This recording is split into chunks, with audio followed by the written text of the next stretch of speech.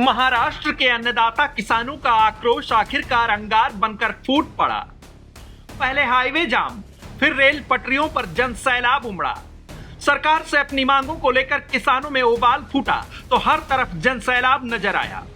कर्ज से लदे किसानों ने नागपुर में पहले हाईवे जाम कर दिया। इसके बाद रेलवे ट्रैक पर विरोध की बाधा खड़ी कर दी।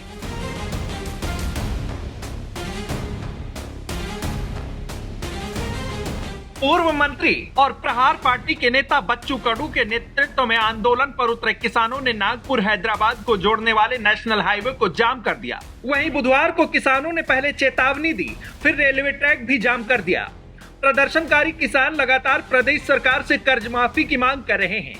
सरकार के खिलाफ हल्ला बोल करते हुए किसानों का दर्द बयां कर रहे हैं।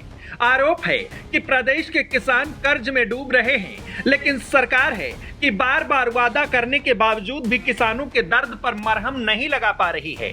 किसानों की मांग है कि अगर प्रदेश सरकार किसानों का कर्ज माफ करने में सक्षम नहीं है तो फिर केंद्र सरकार को इसमें मदद करनी चाहिए।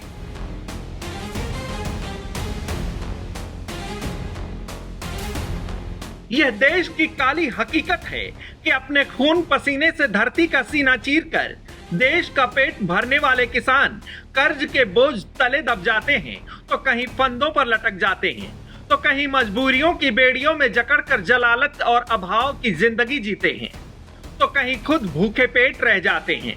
सरकारें आती हैं, किसानों के हित की बड़ी बड़ी बातें करती हैं, राजनीतिक भाषणों में खूब संवेदनाएं भी व्यक्त किए जाते हैं, लेकिन किसानों की असल तस्वीर वही के वही रहते हैं। हालांकि महाराष्ट्र के किसान अब कर्ज माफी को लेकर आर पार के मूड में नजर आ रहे हैं। प्रदर्शनकारी नेता और पूर्व मंत्री बच्चू कडू का आरोप है कि सरकार से किसानों के कर्ज माफी की मांग की गई है, लेकिन प्रदेश के मुख्यमंत्री कर्ज के इस जख्म पर मरहम लगाना तो दूर, उनके पास किसानों से मिलने तक का समय नहीं है।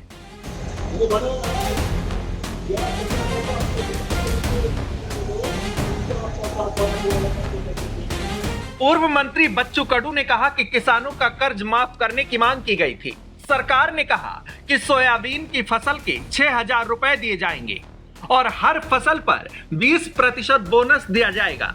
मध्य प्रदेश में इस समय भावांतर योजना चल रही है, लेकिन यहाँ ऐसी कोई योजना नहीं है। महाराष्ट्र में एक भी फसल को पूरा दाम नहीं मिल पा रहा है।